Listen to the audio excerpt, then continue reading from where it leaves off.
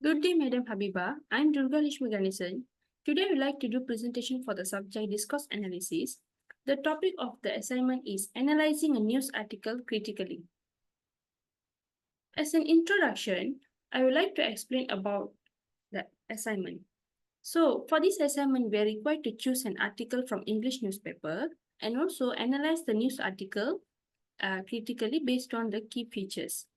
For example, for this assignment, I choose my article from the newspaper The Star. The title of my article is Pains and Gains of Venturing Abroad. This article is written by Ganeshwaran Khanna. So now I'd like to give an overview about the author. Ganeshwaran Khanna, he's completed his MBA in finance and also investment, and also he's doing his journaling based on this kind of uh, business field. This article explores the advantage and also disadvantage Malaysian companies face when they are doing the global business. So this article contains advantage and also disadvantage of venturing abroad.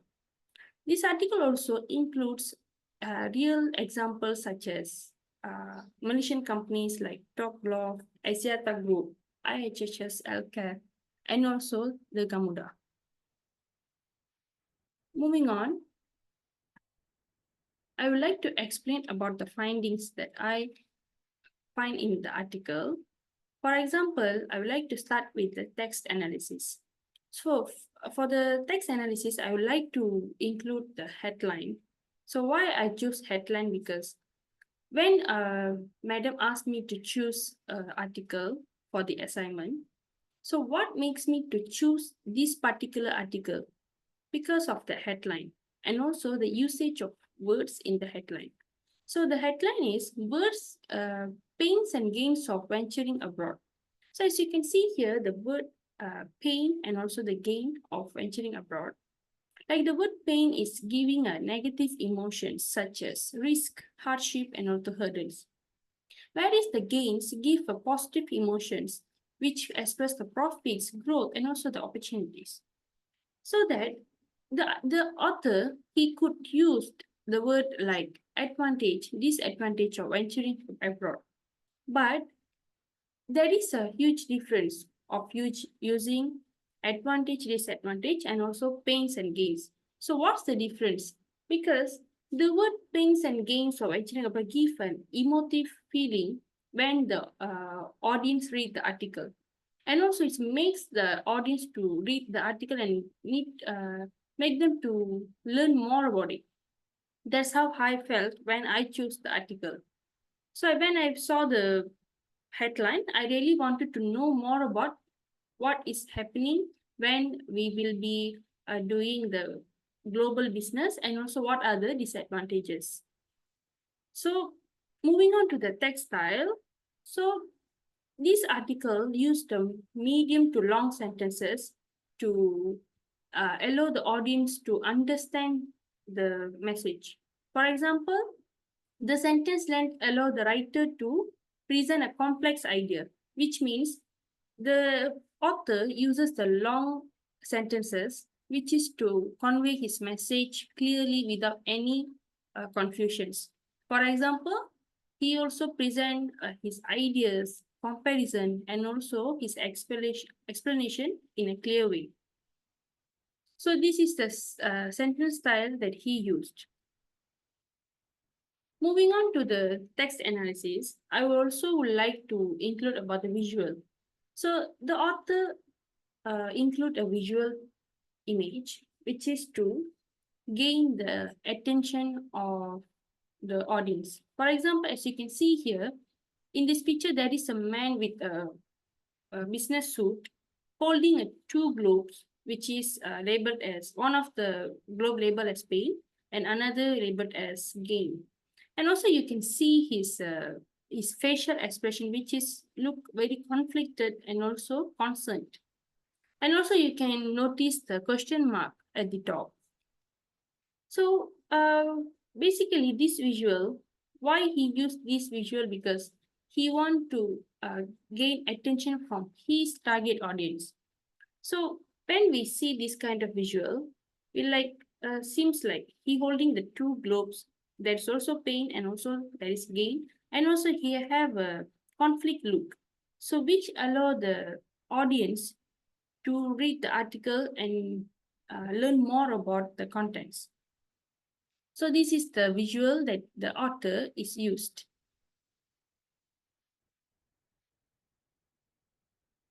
Moving on, the discourse practice.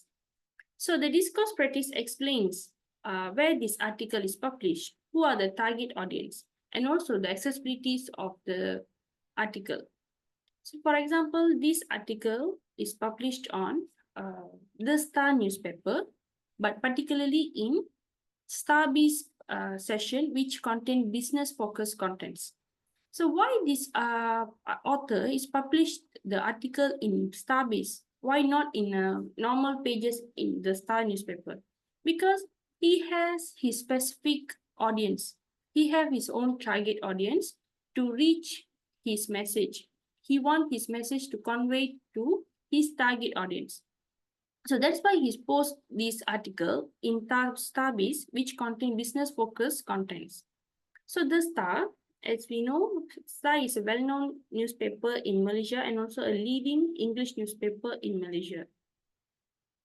Moving on to the target audience. So who are the target audience? Who are the target audience and why he want to convey this message to that particular audience? Because the target audience of this article is business professionals, investors, economists, and also the policymakers. So why? Because he want to convey a message based on the risk and reward, which is the advantage and disadvantage of venturing abroad. So this article mainly provide a valuable guide, strategic decision-making skills, so which allow the target audience to learn more about what is really happening when we are doing a venturing, when we are doing a global business. So they can have a idea on that. So that's why this article mainly created for business professionals, investors, and also the economists and policymakers. Moving on, the accessibilities. So the accessibilities, okay, we can access this newspaper as two different kind of accessibilities, which is printed and also digital. So printed means we can get the article from the newspaper, The Star. When it comes to a digital format, this article is also posted on the Star Online. So where people can access this particular article in the Star Online with digital web page. So when they post this article in Star Online, which also give accessible and also wide accessible to readers across Malaysia. So this can reach a lot of people across Malaysia, which means the business professionals across Malaysia and so on.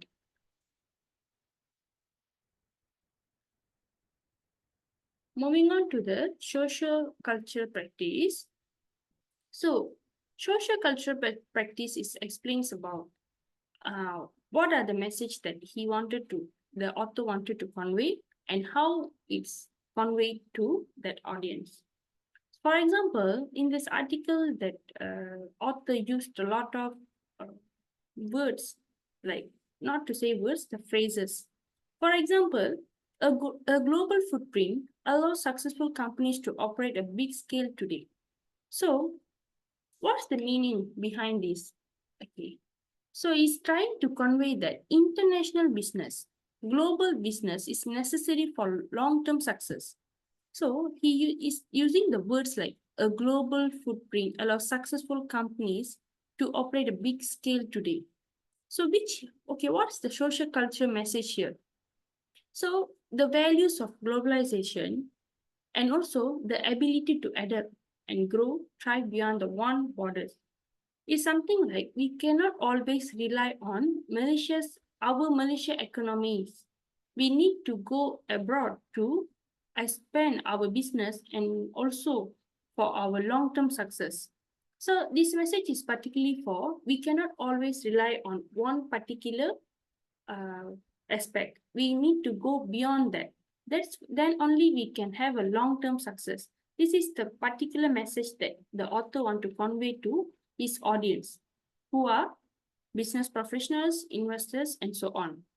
So that they can have an idea that they not always rely on Malaysia's economy, not always relies on our within Malaysia's business. They need to go beyond that. For example, the ability to adapt, and also they need to grow and also go beyond the borders, which means expand globally. So moving on to the second phrase, companies need to be more disciplined and better prepared. So what the author is trying to say, like company need to be disciplined and more prepared, which means this word is explaining that when we are doing a global business, for example, the business professional, they need to be more disciplined and also well prepared before they go for global business, which means achieving in the international business is not only involve the financial resource, but also it provide the values on how to operate a business in a practical way.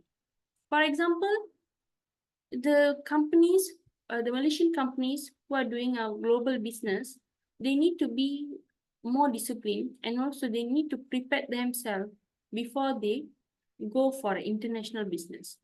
Then only they can achieve their long-term success.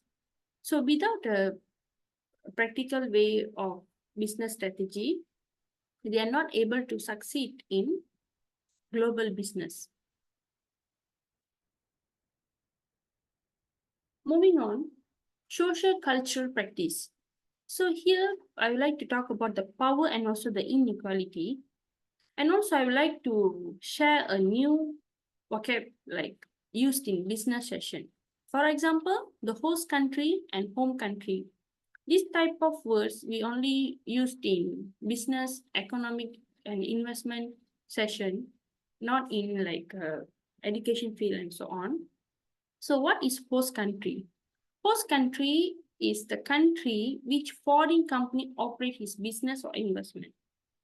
Like foreign company doing their business in another country. When it comes to home country, the country where the company originates and also its headquarters, which means the company that they have the original company. So for example, the phrase in the article, Axiata complained about unfair taxation and unfavorable foreign investor in Nepal. So Axiata is our Malaysian company, our Malaysian telecommunication company. It complained that unfair taxation that Nepal, the country Nepal, give unfair taxation when Malaysia doing their global business. Like how this particular phrase explains how Malaysian companies often treated unfairly when they are in global business. So why? Here, Axiata is the home country and Nepal is the host country. So some other times the host country, they will give a unfair taxation. So this is why Malaysia, the business professionals from Malaysia, they need to be very careful on this particular thing, which is they need to know more about the taxation and also the skills before they are venturing abroad. So this is the one of the message that we need to be disciplined and also prepared before we go for a global business, because due to this kind of unfair taxation. So these problems lead to a huge loss to Malaysia company, which is they cancel the project in Nepal, and then we are forced to face the loss. Moving on to the persuasive techniques. Persuasive techniques, I include 3 types of persuasive techniques. The first one is ethos, second one is logos, and the third one is pathos. So the first one is ethos, is more to author use its character, like who is the author. For example, a doctor producing an article based on health means the audience, they tend to believe what is the author is trying to say in that content. Why? Because the author is a doctor, because the doctor is from the same field, so which is the author able to gain trust and also trust of the audience. So same thing here, same thing applied here. Real and successful example enhance trustworthiness. For example, here the author used this type of successful examples to gain the trustworthiness from the target audience. For example, he used the Malaysian successful companies names like Top Glove, Gamuda Sendirian Berhad, and Tenaga National Berhad, and IHH's Healthcare Berhad. So these are all these companies are Malaysians successful companies, which is the author used in that article to gain the trustworthiness of the audience. And also, as I mentioned earlier, this author is completed his MBA in finance and also investment. He's also one of the ethos, which is allow the target audience to have a trust on his article. Moving on to the logos. Logos refers to logical and also the factual statements. So which is, if you can see here, some of the article, they contain the statistics and also the evidence of the particular article. So why they include all this? Because they want to gain the trust of the target audience. But in this article, the author is not using any kind of statistics and all, but he used like a factual statement like a diversified revenue base reduces the risk of over-reliance on Malaysian economy, which means a global business reduces the risk of reliance on Malaysian economy, which means when we venturing abroad is reduce that we reduce the usage of, not to say usage, we reduce the risk of rely on Malaysian economy. So we are not always rely on Malaysian economy, but we go beyond the border. So this author used a factual statement to reach his target audience. Moving on to the pathos. Pathos refers to emotional appeal, which means emotional appeal is something like the visuals and also the word choice. As I mentioned earlier, the author used the visual image to gain his target audience attention. As you can see, the visual showed a concern and also the conflict look. So which also considered as a pathos, which is an emotional appeal to gain the the target audience attention. And also the word choices. So the author used the word choices like emotive word choices such as struggles, harsh, difficulties, and also worsened. And also the headline, the word pain, give an emotive words allowed to grab the attention of his target audience. So this is why this author used this type of persuasive techniques, which is to influence the target audience to convey his message to the target audience.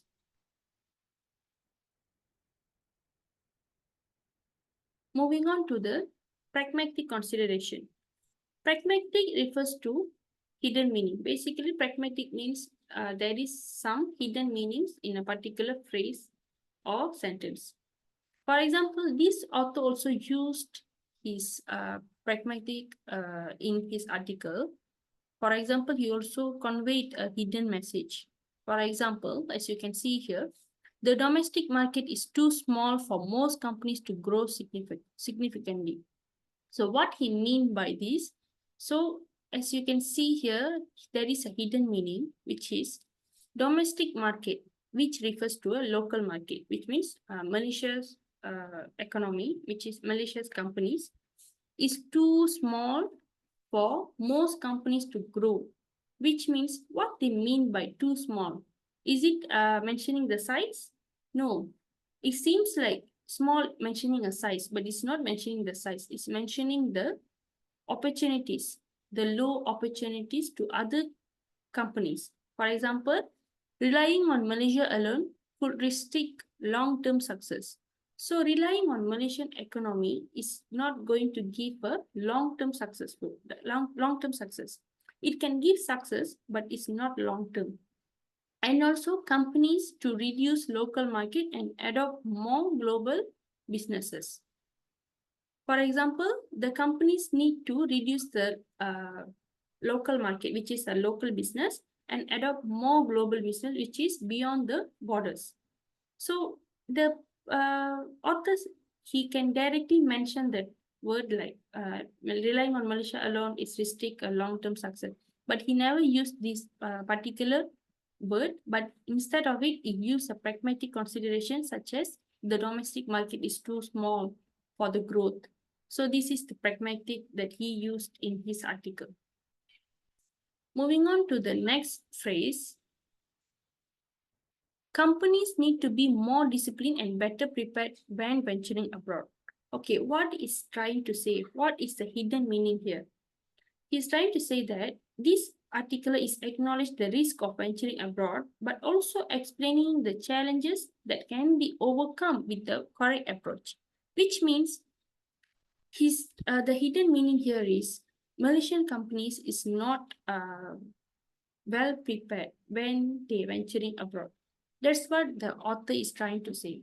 But he never said that thing in a direct way, but instead of it, he used this particular phrase like companies need to be more disciplined and prepared when venturing abroad. He's mentioning that Malaysian companies, Malaysian business professionals, they need to be more disciplined and also better prepared when they're venturing abroad. So why this article also, when this article explains about the risk and so the advantage of venturing abroad. And also this article, the author explaining about the challenges we can overcome with the correct approach, which means the obstacles are manageable with the right strategy. So he's trying to convey to the business professional that the obstacles can be managed with the right strategy, which means we need to have a professional strategy when venturing abroad. So this type of pragmatic consideration that author is using to convey his message to his particular audience, who are business professionals, investors, and also policymakers.